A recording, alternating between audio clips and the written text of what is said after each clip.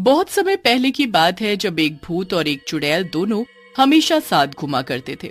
वो दोनों मरने से पहले पति पत्नी थे और दोनों की मौत दिवाली वाले दिन एक एक्सीडेंट में हो गई थी। मरने के बाद दोनों भूत और चुड़ैल बन गए और यहाँ से वहाँ भटकने लगे। उनको एक जगह रहना बिल्कुल भी पसंद नहीं था। उनको मरने से पहले भी घूमने का बहुत शौक था और मरने के बाद भी उनको घूमने का उतना ही शौक था। एक दिन वो हमेशा की तरह कोई नई जगह घूम रहे थे, पर उनको वहाँ कुछ ठीक नहीं लग रहा था। यहाँ कितनी शांति है, दिवाली आने वाली है और इतनी शांति, बड़ी अजीब बात है। हाँ, तुम बिल्कुल ठीक बोल रही हो। दिवाली से 1 महीना पहले लोग उसकी तैयारी में लग जाते हैं, पर यहाँ तो लग ही नहीं रहा कि 10 दिन बाद दिवाली है। तभी वहाँ उनको कुछ गरीब बच्चे मिट्टी में खेलते दिखते हैं।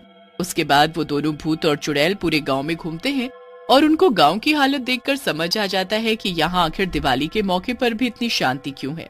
यहाँ तो बहुत ही गरीबी है। हाँ, सभी लोग बस अपना मेहनत में लगे और बच्चे खेल में।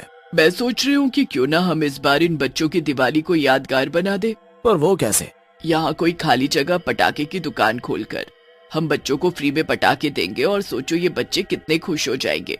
हाँ, ये तो बड़ा अच्छा आइडिया है, पर हमारे पास उसके लिए पटाखे भी तो होने चाहिए। तो चलो पहले हम कहीं से पटाखों का इंतजाम करते हैं। बस फिर दोनों भूत और चुड़ैल निकल पड़ते हैं पटाखों की तलाश में। उनको फिर आसपास कुछ छोटी मोटी पटाखे की दुकान दिखती है और भूत वहाँ से पटाखे चुराने के लिए बोलता है। नहीं नहीं, हम इन गरीब दुकानदारों के पटाखे नहीं लेंगे। ये भी बेचारे 2 पैसे कमाने बैठे हैं। अगर हम इनके पटाखे चुरा लेंगे तो इनको तो नुकसान हो जाएगा। अरे तो फिर हम पटाखे लाए तो लाए कहाँ से? चलो मेरे साथ, मुझे पता है हमें पटाखे कहाँ से लेने हैं और किसी को कोई फर्क भी नहीं पड़ेगा। चुड़ैल उस भूत को अपने साथ दूर एक जगह लेकर जाती है जहाँ पटाखों की बहुत ही बड़ी फैक्ट्री होती है। उस फैक्ट्री में चारों तरफ बस पटाखे ही पटाखे बन रहे होते हैं। ये वो जगह है जहाँ से हम अगर कुछ पटाखे चुरा भी लेंगे तो किसी को कोई फर्क नहीं पड़ेगा। चलो फिर जल्दी करो, किस बात का इंतजार है? दोनों चुड़ैल भूत फिर वहाँ से ढेर सारे पटाखे चुरा कर उस गाँव में ले आते हैं और एक खाली पड़ी जगह पर पटाखे की दुकान खोल लेते हैं। अब हमको अपना अपना भेष बदलना होगा, वरना हमें देखकर सब डर कर भाग जाएंगे। हाँ, सही कहा तुमने। दोनों जादू से अपना अपना भेष बदल कर आम लोगों की तरह बन जाते हैं। उसके बाद वो दुकान में अच्छे से पटाखे सजाने लगते हैं और दुकान के बाहर एक बोर्ड भी लगा देते हैं जिस पर लिखा होता है पटाखे की दुकान। अब उनको ग्राहक के आने का इंतजार रहता है। धीरे धीरे करके अब वहाँ लोग आना शुरू हो जाते हैं और सबसे ज्यादा बच्चे। अरे भैया, ये हमारे गांव में पटाखे की दुकान कब खुल गई? अरे वाह, अब तो हम भी पटाखे खरीदेंगे और दिवाली मनाएंगे। हाँ चुन्नू, चल मम्मी से पैसे लेकर आते हैं। सब लोग दूर से ही पटाखे की दुकान देखते रहते हैं, पर किसी की भी हिम्मत उस दुकान पर जाने की नहीं होती। वहाँ सब लोग इतने गरीब होते हैं कि खाने को मिल जाए उनके लिए वही बहुत होता है। पटाखे खरीदना तो उनके लिए सपने से कम नहीं था। पर उनमें से चुन्नू और मीना अपने घर पटाखे के लिए पैसे लेने जाते हैं।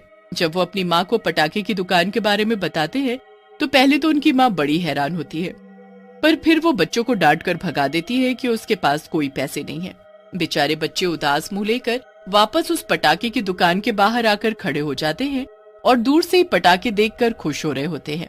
अरे ये लोग तो दूर से ही देखे जा रहे हैं, आखिर ये दुकान पर आ क्यों नहीं रहे? अरे कैसे आएंगे, उनके पास पैसे नहीं होंगे ना पटाखे के लिए, तो फिर कैसे आएंगे? देखो, अगर हमने इनको मुफ्त में पटाखे बांटना शुरू कर दिया तो इन लोगों को हम पर शक हो जाएगा। तो हमें अब कुछ और ही सोचना पड़ेगा। हाँ, तुम बिल्कुल सही बोल रही हो। दोनों बहुत देर तक यही सोचते रहते हैं और फिर चुड़ैल को एक आइडिया आता है। क्यों ना हम एक खेल खेलें? हम गत्ते से गोल चक्र बनाते हैं और फिर उस पर हम एक जगह पटाखा और बाकी जगह पैसे पैसे लिख देंगे। फिर हम बच्चों को वो गोल चक्र घुमाने को बोलेंगे। एरो अगर पटाखे पर रुका तो उसे मुफ्त में पटाखे मिल जाएंगे, वरना उसे पैसे देकर खरीदना पड़ेगा। अरे पर बस एक जगह पटाखा लिखेंगे तो किसी की भी नजर उस पर कैसे रुकेगी? ज्यादा तो पैसे लिखे हुए पर ही रुकेगा ना, और यहाँ पैसे तो कोई देगा ही नहीं ना। भूल गए क्या कि हम भूत और चुड़ैल हैं? एरो कहाँ रुकेगा, वो हमारे हाथ में है, समझे? मैं तो सच में। बस फिर दोनों यही तरकीब लगाकर एक गोल चक्र बना लेते हैं और बच्चों को उसे खेलने के लिए बुलाते हैं। बच्चे और बड़े ये सुनते ही बड़े खुश हो जाते हैं और फिर एक एक करके वो अपनी किस्मत आजमाने चल पड़ते हैं। क्या ये गोल चक्र घुमाने के आप हमसे पैसे लोगे? नहीं नहीं, कोई पैसा नहीं, एकदम मुफ्त। चलो आओ, जल्दी से चक्र घुमाओ। मीना उस गोल चक्र को घुमाती है और एरो जैसे ही पैसे पर आकर रुकने वाला होता है कि भूत जादू से उसे पटाखे पर कर देता है। मीना खुशी से उछल पड़ती है और वहाँ खड़े सारे बच्चे ताली बजाने लगते हैं। अरे वाह, इस छोटी बच्ची की किस्मत तो बड़ी तेज है। आओ बच्ची, ये लो पटाखे और दिवाली पर खूब जलाना। मीना पटाखे लेकर बड़ी खुश होती है। आखिर जिंदगी में पहली बार उसको पटाखे मिले होते हैं। मीना को देख अब बाकी बच्चे भी एक एक करके गोल चक्र घुमाने आते हैं और हर किसी का एरो पटाखे पर ही आकर रुकता है। भूत चुड़ैल पूरा दिन बच्चों को मुफ्त में पटाखे बांटते हैं। पूरे गांव में पटाखे की दुकान की चर्चा होने लगती है। हर जगह बस उनका ही नाम होता है। रात तक गांव के जाने कितने लोग गेम खेलकर मुफ्त के पटाखे जीत जाते हैं। उसके बाद भी लोगों का आना बंद नहीं हो रहा होता। अरे अब तो रात हो गई, हमें जाना चाहिए। हम इतनी देर रात तक अपना भेष बदल कर नहीं रह सकते। इनके सामने अगर हमारा असली भूत और चुड़ैल का रूप आ गया तो बहुत दिक्कत हो जाएगी। हाँ ठीक कहती हो तुम। मैं दुकान बंद करता हूँ और इनको कल आने को कहता हूँ। सब लोग भीड़ लगाकर खड़े होते हैं और फिर राजू उनको अगले दिन आने को बोलता है। देखिए बहुत रात हो गई है, अब हमको दुकान बंद करनी पड़ेगी। अब हम कल सुबह दुकान खोलेंगे, आप लोग कल आना। अरे भैया तो कल भी तो ऐसे ही गेम खिलाओगे ना? हाँ बिल्कुल, तुम सब चिंता मत करो और बस अब कल आना। ठीक है भैया, हम कल आते हैं। सबके जाने के बाद रामबती और राजू अपने भूत और चुड़ैल के रूप में आ जाते हैं। आज तो हमने काफी पटाखे बांट दिए, अब हमारे पास कल के लिए ज्यादा पटाखे नहीं बचे। तो कोई बात नहीं, हम फिर से उसी फैक्ट्री से कुछ पटाखे उठा लाते हैं। हमें बस इस बार गांव की दिवाली धूमधाम से मनवानी है। हाँ बस उस रात भी दोनों भूत और चुड़ैल उस फैक्ट्री से पटाखे उठाकर अपनी दुकान में लेकर रख लेते हैं। अगले दिन वो फिर से रामबती और राजू के भेष में आकर गांव वालों को खेल खेल में ढेरों पटाखे बांट देते हैं। हर रोज गांव वाले आकर खूब सारे पटाखे जीत कर ले जाते हैं और किसी को भी शक नहीं होता कि पटाखे की दुकान किसी भूत और चुड़ैल की है। ऐसे ही करते करते अब गांव के हर घर में पटाखे होते हैं और सबको दिवाली का बेसब्री से इंतजार रहता है। कुछ दिनों बाद दिवाली आ जाती है। बच्चे सुबह से पटाखे के डिब्बों पर नजर लगाए रहते हैं। हर घर में खुशियां ही खुशियां और दिवाली की तैयारी चल रही होती है। पहली बार गांव में दिवाली की रौनक देखने को मिल रही होती है। ये सब देख दुकान में बैठे रामबती और राजू बड़े ही खुश होते हैं। आखिरकार हमने वो कर दिखाया जो हम चाहते थे। अब हमें यहाँ से चलना चाहिए, हमारा काम हो गया। हाँ चलना तो चाहिए, पर मैं यहाँ रुककर इनकी दिवाली देखना चाहता हूँ। देखना चाहता हूँ कि इन बच्चों के चेहरे पर इन पटाखों को जलाकर कैसी खुशी आएगी। हाँ ये तो तुमने सही कहा, ये तो मैं भी देखना चाहूंगी। बस फिर शाम हो जाती है और हर घर में दिए जले होते हैं। बच्चे पूजा करने के बाद घरों के बाहर अपने अपने डिब्बे लेकर आते हैं। आओ आओ सब बच्चे आ जाओ, सब मिलकर पटाखे जलाएंगे, बड़ा मजा आएगा। सब बच्चे बाहर आ जाते हैं और अपने अपने पटाखे जलाने लगते हैं। हर तरफ पटाखे ही पटाखे जल रहे होते हैं और बच्चों के चिल्लाने की खुशी सुनाई पड़ रही होती है। हर तरफ बस खुशी ही खुशी होती है, जिसे देख रामबती और राजू के चेहरे पर भी मुस्कुराहट आ जाती है। ऐसी दिवाली तो मैंने पहली बार देखी है और सच में ये दिवाली मेरी सबसे अच्छी और यादगार दिवाली है।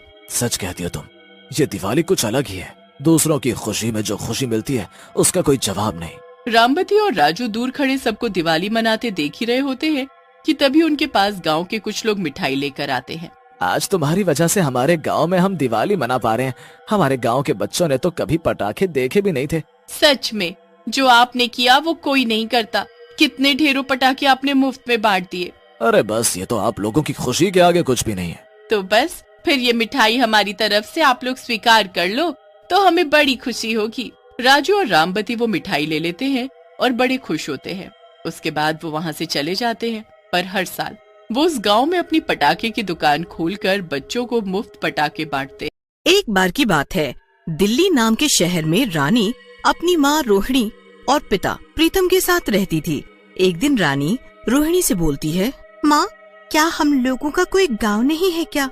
जब देखो हम यहीं पड़े रहते हैं। मेरी सारी सहेलियाँ छुट्टियों में गांव घूम कर आती हैं। इससे पहले रोहिणी कुछ बोलती, वहाँ प्रीतम आ जाता है और कहता है, क्यों नहीं बेटी, हम लोगों का भी गांव है और वहाँ पर हमारी जमीनें और मकान भी हैं। लेकिन तुम्हारे दादा और दादी की मौत के बाद हम कभी वहाँ नहीं गए। प्रीतम की बात सुनकर रानी बोलती है, तो पिताजी इस बार मुझे ले चलिए ना गांव। मुझे गांव देखना है और अपनी सारी सहेलियों को भी बताना है कि हमारा भी गांव है। रानी की बात मानकर प्रीतम गांव जाने की टिकट करा लेता है और फिर वो तीनों गांव के लिए ट्रेन में बैठकर चल पड़ते हैं। रानी ट्रेन में बैठकर बहुत खुश होती है। वाह माँ, मजा आ गया। ट्रेन इतनी अच्छी होती है, मुझे तो पता ही नहीं था। लेकिन रानी की ये खुशी ज्यादा देर तक नहीं रह पाई। थोड़ी ही देर में ट्रेन पर सामान बेचने वाले आने लगे और तरह तरह की आवाजें लगाने लगे। चने जोर गरम गरम ले लो बाबू, चने जोर गरम, चने जोर गरम ले लो बाबू, चने जोर गरम, चने वाला, चने वाला, चने वाला आया, चने वाला। इन सब की आवाजें सुनकर रानी परेशान हो जाती है और रोहिणी से बोलती है, माँ ये सब क्या है और ये लोग कहाँ से आ गए हैं? इन्होंने तो ट्रेन में बैठना भी मुश्किल कर दिया है। कितना शोर है यहाँ। रानी की बात सुनकर रोहिणी और प्रीतम हंसने लग जाते हैं और कहते हैं, मेरी रानी बेटी, इतनी जल्दी गुस्सा नहीं होते। ये सब तो ट्रेन में होता रहता है, समझी? फिर रानी वहाँ से चली जाती है और ट्रेन के दरवाजे के पास चली जाती है। रात का समय था। ट्रेन के दरवाजे पर ठंडी ठंडी हवा आ रही थी। तभी रानी को लगता है जैसे कोई उसका पैर खींच रहा है। रानी डर जाती है और पीछे हो जाती है। ये क्या था? मुझे ऐसा क्यों लगा जैसे कोई मेरा पैर खींच रहा है? तभी उसकी नजर अपने पैरों पर पड़ती है। उसके पैरों से उसकी चप्पल जा चुकी थी। ये देखकर रानी बहुत घबरा जाती है और रोहिणी और प्रीतम के पास जाकर उन्हें पूरी बात बताती है, जिसे सुनकर प्रीतम बोलता है, अरे तुम डरो मत बेटी, ट्रेन में कई बार ऐसा लगता है तुम दरवाजे के ज्यादा पास चली गई होगी। फिर रानी डरते डरते ट्रेन में सो जाती है और अगले दिन जब उसकी आंख खुलती है तो उसकी ट्रेन उसके गांव वाले रेलवे स्टेशन पर खड़ी होती है। प्रीतम रानी से कहता है, उठ जाओ रानी बेटा, हम अपने गांव आ गए हैं। फिर प्रीतम, रानी और रोहिणी गांव में अपने घर के अंदर चले जाते हैं। घर बहुत ही बड़ा होता है। रानी घर को देखकर बहुत खुश होती है और प्रीतम और रोहिणी से बोलती है, पिताजी, अपना गांव का घर तो बहुत ही बड़ा है, शहर वाले घर से भी बड़ा। आप मुझे पहले क्यों यहाँ नहीं लाए? मैं अभी घर देखने जा रही हूँ। ऐसा कहकर रानी घर देखने के लिए चली जाती है। गांव का घर बहुत ही बड़ा होता है और उसमें कई कमरे होते हैं। रानी भी एक कमरे के अंदर जाती है। कमरा बहुत ही साफ सुथरा होता है। अरे वाह, कितना सुंदर कमरा है। मैं तो इसी कमरे में लेटूंगी, मजा आ जाएगा। अभी माँ और पापा को बताती हूँ। ऐसा कहकर रानी जैसे ही जाने के लिए मुड़ती है, उसे कमरे के बेड के नीचे कोई आवाज आती है। रानी कमरे के नीचे झांक कर देखती है तो उसे बेड के नीचे एक कंकाल दिखता है जो उसे देखकर हंसने लगता है। रानी ये देखकर घबरा जाती है और जोर से चिल्लाती है। उसकी चीख की आवाज सुनकर प्रीतम और रोहिणी घबरा जाते हैं। अरे क्या हुआ? ये रानी इतनी जोर से क्यों चिल्लाई? लगता है इसने कोई जानवर देख लिया है। ऐसा कहकर रोहिणी और प्रीतम रानी के कमरे की तरफ भागते हैं। प्रीतम रानी के पास जाता है और बोलता है, क्या हुआ? क्या हुआ रानी बेटी? इतनी जोर से क्यों चिल्लाई? कोई जानवर देख लिया क्या? रानी घबराते हुए बेड की तरफ इशारा करने लगती है। प्रीतम और रोहिणी बेड के चारों तरफ और नीचे देखते हैं। रोहिणी रानी से बोलती है, अरे कुछ भी नहीं है यहाँ, क्यों घबरा रही हो? फिर रानी प्रीतम और रोहिणी को कंकाल वाली बात बताने लगती है। रानी की बात सुनकर प्रीतम हंसने लगता है और बोलता है, कंकाल। अरे रानी बेटी, तुम्हें कोई गलत फहमी हुई है। अरे ऐसा कुछ भी नहीं है। तुम डरावनी फिल्में कम देखा करो। ऐसा कहकर प्रीतम वहाँ से चला जाता है। रानी भी खेलने में लग जाती है। रात के समय जब रानी सो रही होती है तभी उसे ऐसा लगता है कोई उसके बालों में हाथ फेर रहा है। रानी घबरा कर उठती है। उसके सामने 3 कंकाल खड़े होते हैं जो जोर जोर से उठ गई रानी बेटी। मजा आ जाएगा तुम्हें मार कर। ऐसा कहकर तीनों कंकाल रानी की तरफ बढ़ते हैं, लेकिन रानी बेड से उतरकर भाग जाती है। मम्मी, पापा, बचाओ, ये कंकाल तो पीछे पड़ गए हैं, बचाओ मुझे, ये मार डालेंगे मुझे। रानी की चीखने की आवाज सुनकर प्रीतम और रोहिणी भी अपने कमरे से बाहर आ जाते हैं। रानी डर की वजह से पसीने में भीग जाती है। उसकी ये हालत देखकर प्रीतम कहता है, तुम इसको कमरे में लेकर जाओ रोहिणी, मैं जरा इसके कमरे में जाकर देखता हूँ क्या हो रहा है ये सब। रानी को लेकर रोहिणी कमरे में चली जाती है और प्रीतम रानी के कमरे में जाकर देखता है। ये सब क्या हो रहा है? कमरे में तो कोई भी नहीं है। ये रानी किसे देख देख कर घबरा रही है? ऐसा कहकर प्रीतम रानी के कमरे से निकल जाता है, लेकिन तीनों कंकाल रानी के कमरे की छत से चिपके हुए हंसने लगते हैं और बोलते हैं, तू हमें इतनी जल्दी से नहीं मिल पाएगा प्रीतम। पहले तेरी बेटी को मारेंगे, फिर तुझे। प्रीतम रानी और रोहिणी के पास चला जाता है। रोहिणी प्रीतम से बोलती है, देखो जी, मुझे तो ये सब कोई भूत प्रेत का चक्कर लगता है। इससे पहले कोई और अनहोनी हो, या तो किसी तांत्रिक को बुला लो या फिर यहाँ से चलो। रोहिणी की बात मानकर अगली सुबह प्रीतम एक तांत्रिक को बुलाकर घर में लाता है। तांत्रिक घर में घूमते घूमते बोलता है, तुम इस जगह को जितनी जल्दी हो सके छोड़ दो, नहीं तो ये तुम्हारे परिवार के लिए खतरा साबित हो सकता है। इस जगह मुझे कुछ ठीक नहीं लग रहा, यहाँ कुछ तो गड़बड़ है। तांत्रिक की बात सुनकर रोहिणी बोलती है, जो कुछ भी हो सच सच बताओ, क्या गड़बड़ है। रोहिणी की बात सुनकर तांत्रिक बोलता है, इस मकान में 3 मौतें हुई हैं, जिन्हें जलाया गया था। उन्हीं की आत्मा यहाँ भटक रही है। जो भी इस घर में रहेगा वो आत्मा उसे मार डालेगी। इससे ज्यादा मैं कुछ नहीं बता सकता। उन आत्माओं से मैं भी नहीं लड़ सकता। ऐसा मत कहो बाबा, मैं और मेरे परिवार को बचा लो, कुछ भी करो। मैं इस मामले में कुछ नहीं कर सकता हूँ। ये सब मेरी पहुँच से दूर है। आप सब यहाँ से चले जाओ। मैं एक ताबीज दे रहा हूँ जो कि शायद आप लोगों की कुछ रक्षा कर सके। ऐसा कहकर तांत्रिक उन तीनों को ताबीज पहना देता है, लेकिन तभी वहाँ कंकाल आ जाते हैं और हंसते हुए बोलते हैं, तांत्रिक, तेरे इन ताबीजों से कुछ नहीं होगा। आज इन तीनों की मौत मेरे हाथों पक्की है। शुरुआत तेरे से ही करता हूँ। तुम तीनों यहाँ से भाग जाओ और अपनी जान बचाओ, नहीं तो ये तीनों राक्षस तुम्हें मार डालेंगे। कहाँ तक भागोगे तुम तीनों? आज तुम्हारी सबकी मौत हम तीनों के हाथों पक्की है। ऐसा कहकर कंकाल भी उनका पीछा करने लगते हैं। रानी, रोहिणी और प्रीतम भागते भागते एक ट्रेन पर चढ़ जाते हैं, लेकिन तभी वो ट्रेन झटका मारकर रुक जाती है। प्रीतम झांक कर देखता है तो ट्रेन के आगे वही तीनों कंकाल खड़े होते हैं। एक कंकाल उन तीनों के पास आता है और बोलता है, कहाँ तक भागेगा रे प्रीतम? बचपन में भी तू हम तीनों को मार कर भाग गया था और अब भी भाग रहा है।